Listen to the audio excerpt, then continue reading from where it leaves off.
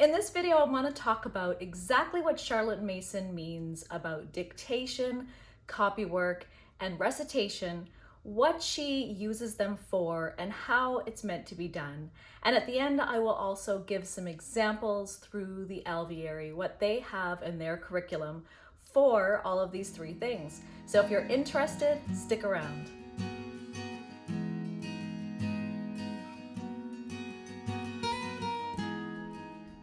So recitation, dictation, and copywork, they aren't necessarily what they sound like they are, and sometimes their purposes are overlooked or missed because we are just understanding them based on what they're called. So I wanted to kind of explain what each one of them are according to Charlotte Mason, or her uses of them, and what they are for, and how to do it. So first, let's start with recitation. Recitation, it comes from recite. A student will be reciting a passage.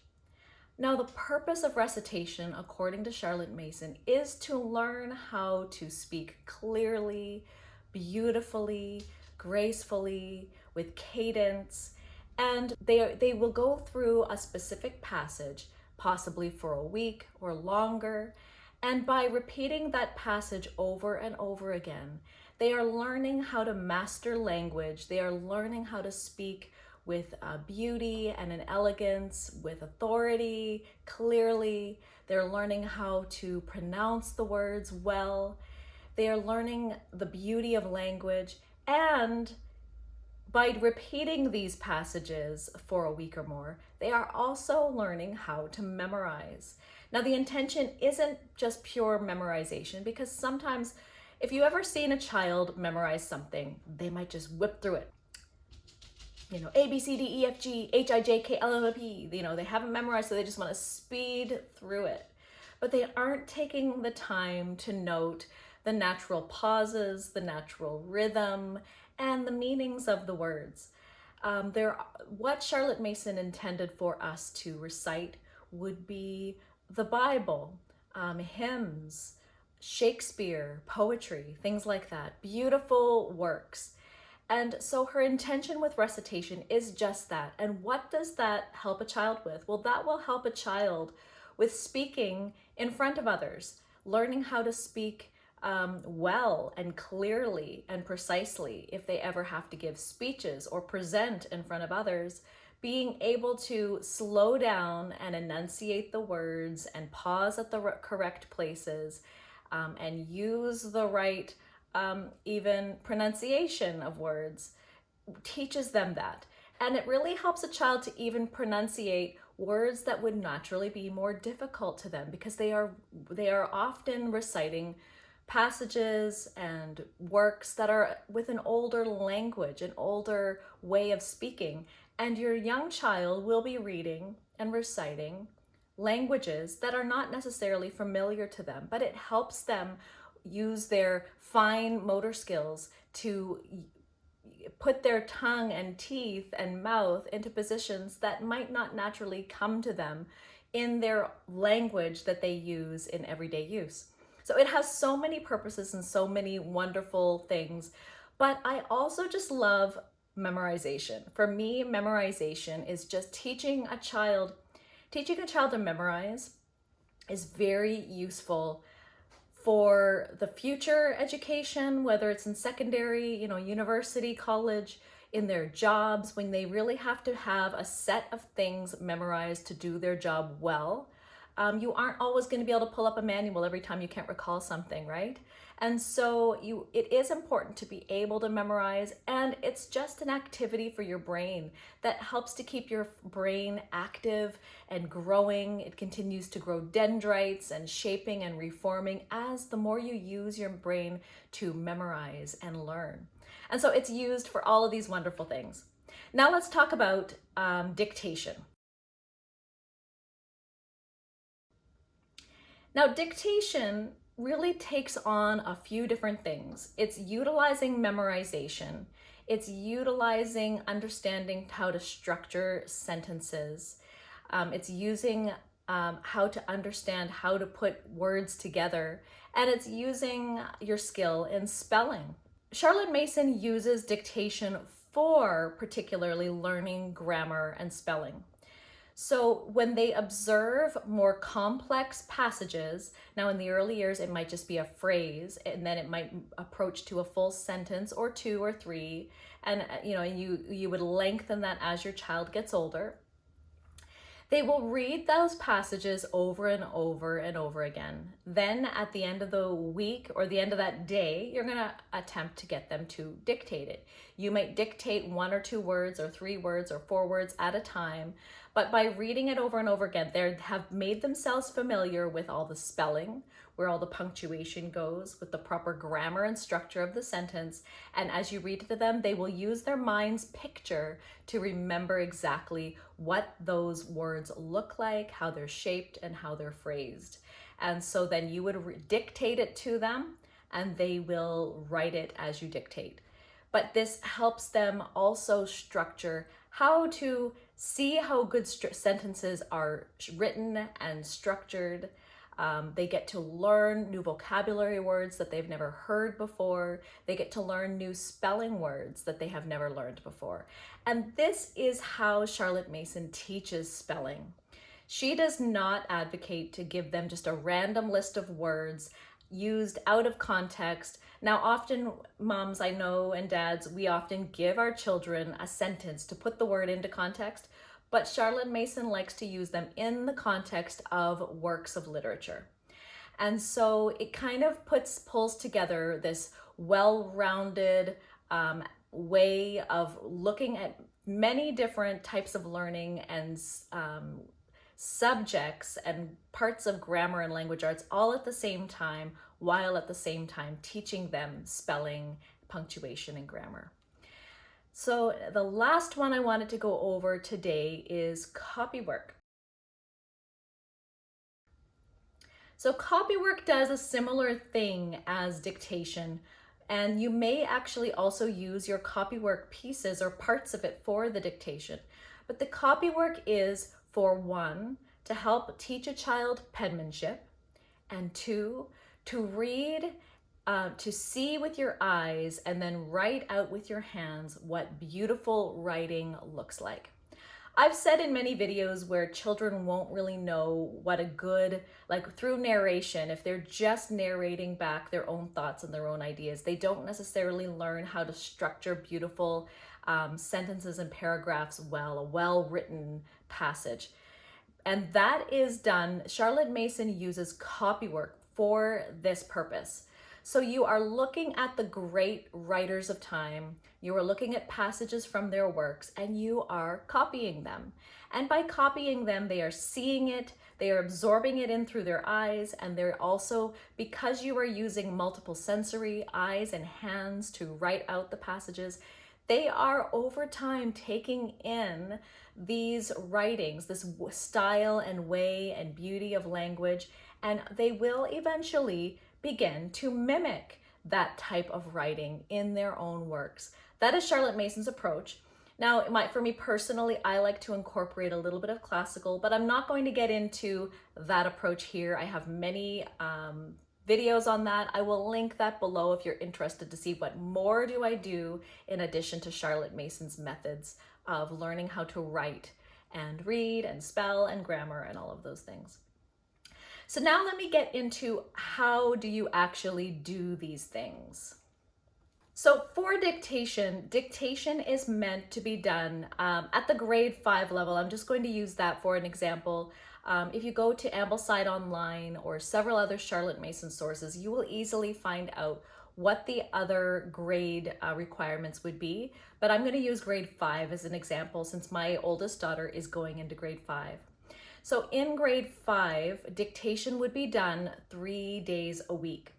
And you would look for a passage that they have read that week, that they have become familiar with, and you will choose a sentence or a phrase that contains at least 4 or 5 new words that they have never spelled before and maybe new to them as a vocabulary word. So you will look for a more complex phrase or passage that will contain 4 to 5 new words. So they're going to actually study that passage by reading it over and over and over again. Charlotte Mason requires about 10 minutes for a grade 5 student. And then you will, after the 10 minutes, the additional 5 minutes will be spent in dictating it to them. And you will dictate it as slowly as they require. If you're only going to dictate one word at a time, you will do that. Now, you often will leave out the punctuation and see if they can remember where the punctuation goes. Or if they are able to memorize a little bit more than one word at a time, you may try to read 2, 3, or 4 words at a time and dictate to them that way. And then you'll do that 3 times a week. And I'll show you in a moment what a dictation passage will look like. So next, with recitation, this is what Charlotte Mason would require of a grade 5 student for recitation. So with recitation, what you need to do is first select the passage. And again, the Alvieri also has passages already selected from you from the readings that they will be reading each term. You will read that passage with the student. You'll read it out loud to them and show them what, or you could get them to read it if you don't want to kind of lead them. So one thing with recitation is that it is the child's own interpretation of how they would express and read that passage. But you're going to encourage them to read it with expression, with cadence, slow it down, pause in the right moments where they feel that passage is meant to be done. So they're really becoming their own little actors and actresses in reading their passages.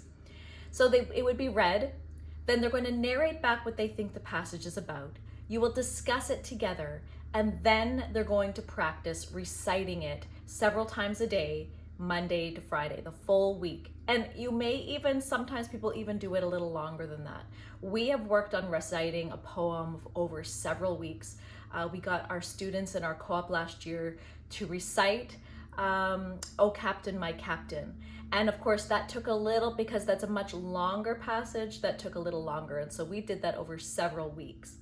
But they would read a short passage, about a small paragraph, sometimes longer as the students get older, of course, but in grade 5, it's a paragraph.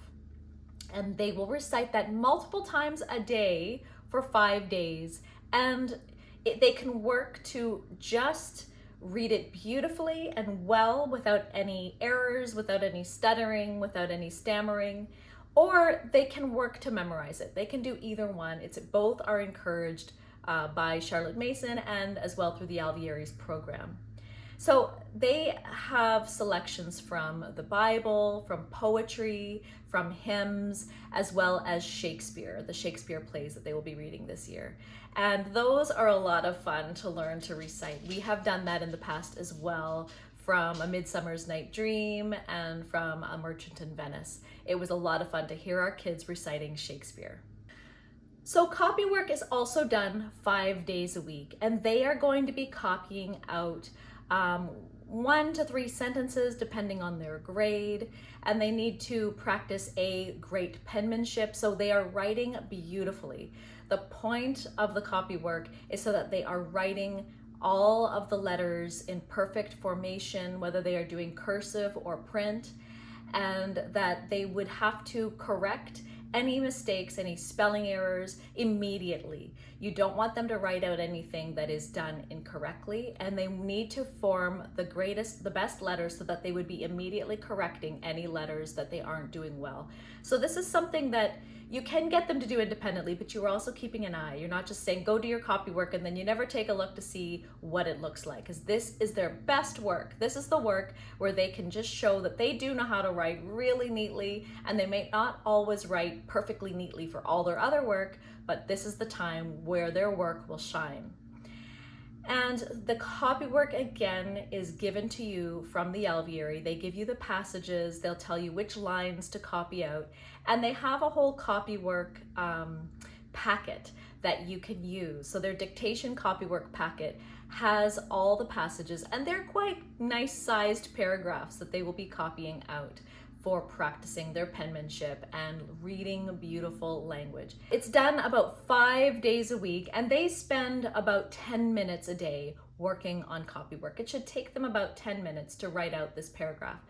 Now, if your students' writing is not up to the standard that they are requiring for this age grade, you can shorten the passages. You can give them something that is less.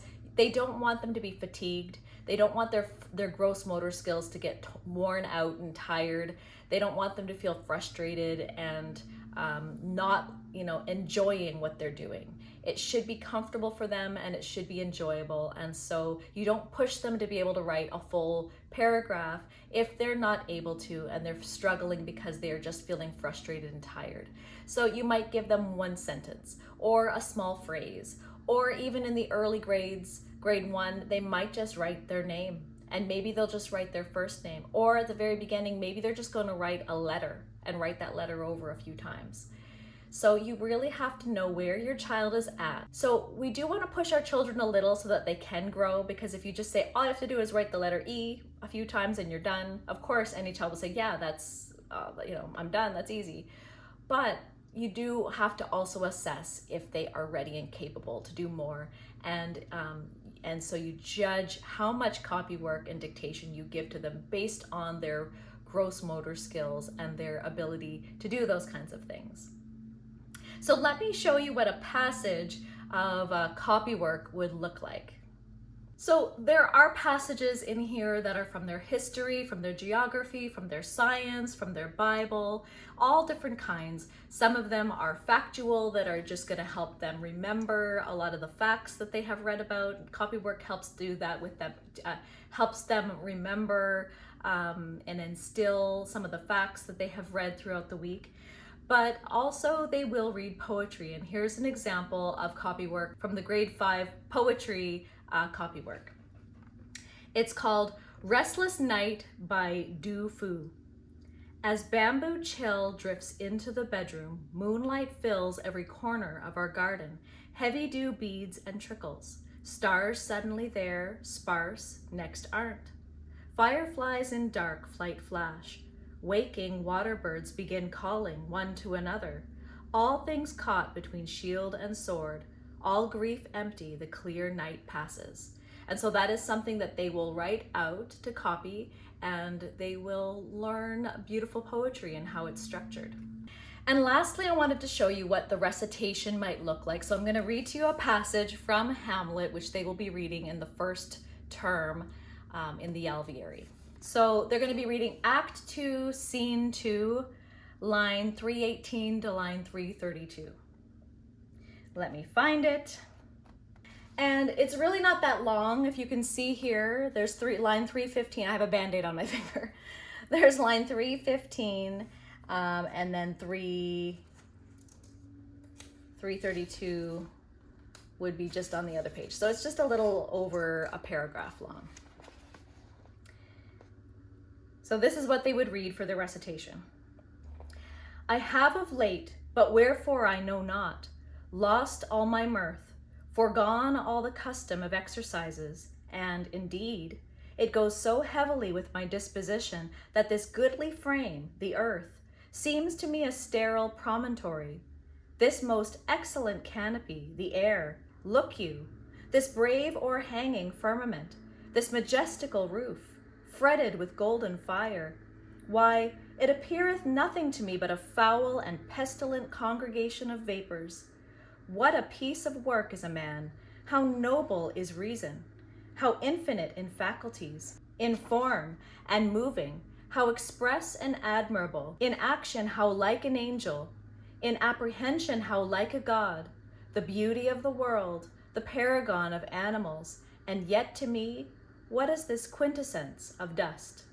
So that's a complex passage, and that is what they would be reciting in grade 5. But of course, the first time round, it's going to be rough. It was rough for me. I stumbled and have edited it, but they will read this several times a day for 5 days and work towards, if they would like, memorizing it or just being able to read it beautifully.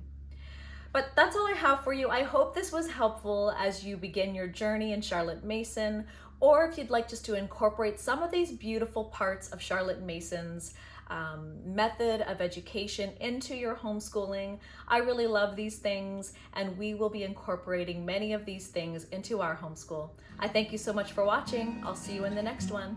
Bye.